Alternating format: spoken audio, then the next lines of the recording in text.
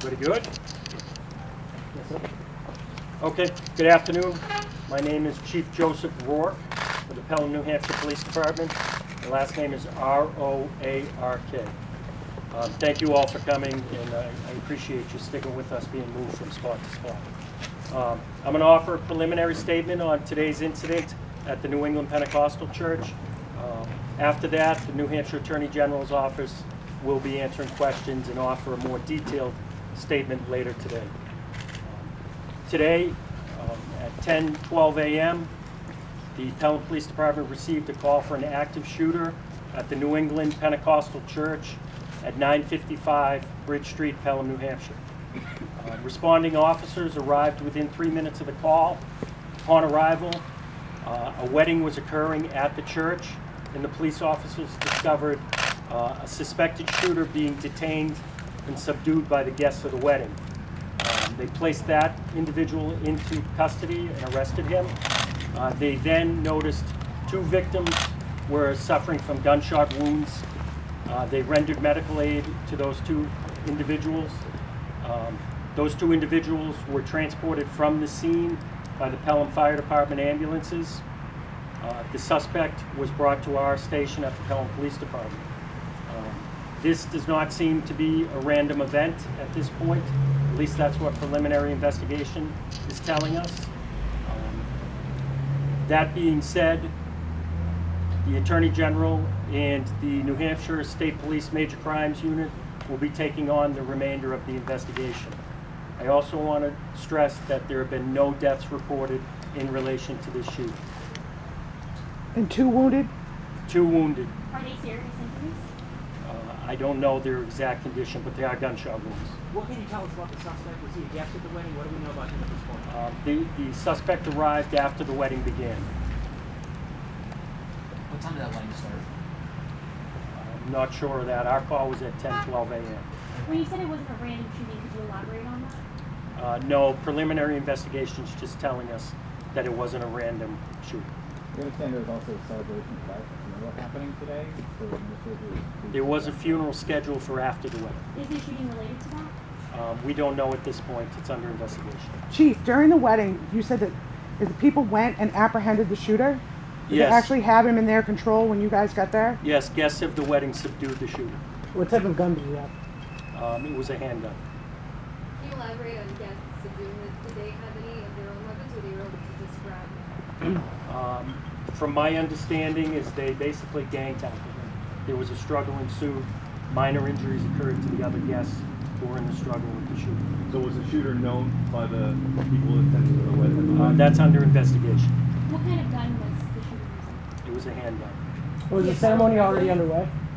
Is he a Pelham resident? We're not sure of his residency at this point. Was there anyone in the church that had any kind of specialized training and tactical training, first aid training, that was able to help out?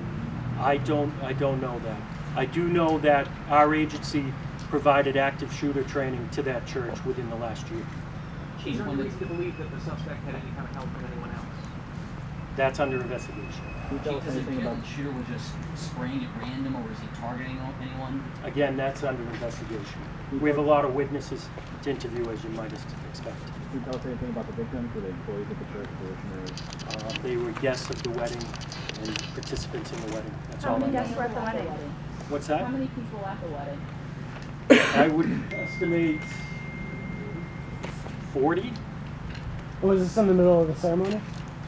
It was during the actual wedding ceremony, yes. We've heard the pastor might have been shot. Is that what We're not releasing the information of anybody involved at this point. Say who was a male or female that was injured, or? One male, one female. And the suspect male? Are you giving any more information on his identity? Not at this time. The way the congregation kind of gang tackled this guy, is that in line with what you guys would have told him to do as part of the active shooter training? I think that is a standard that's being taught now, is to address the threat. And he was just pinned down until police arrived on scene? That's my understanding. I haven't read any reports. Any other injuries? Reported? Minor injuries to some other guests that were treated. Did you get the condition of the two people shot? Serious, minor? I know they were transported with gunshot wounds. That's all I know. Who was it taken?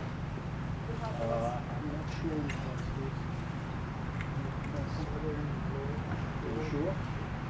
We believe one to Lowell General and two both to Southern. Okay, so 2 to Southern New Hampshire Medical Center and 1 to Lowell General. So 3 were injured. Not 3 gunshot wounds, What was the other injury? minor injuries. Was the suspect seriously injured in the tackle? Not that I'm aware of. Can you tell us the charges he faces? That would be up to the Attorney General.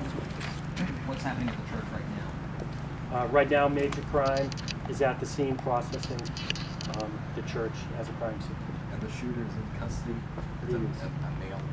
Male shooter is in custody. Is he known to you? Have you had run-ins with the law prior to this? I don't know that, and we're not releasing any further information at this point.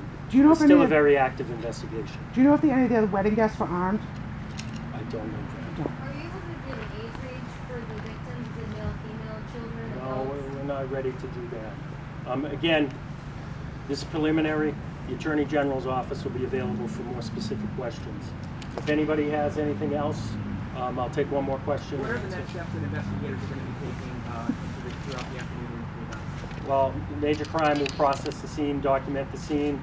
We'll begin to interview witnesses. Obviously, there's quite a few witnesses to the matter. Standard criminal investigation and proceed from there. Okay, thank you, everybody. Captain Toom handed out some statements.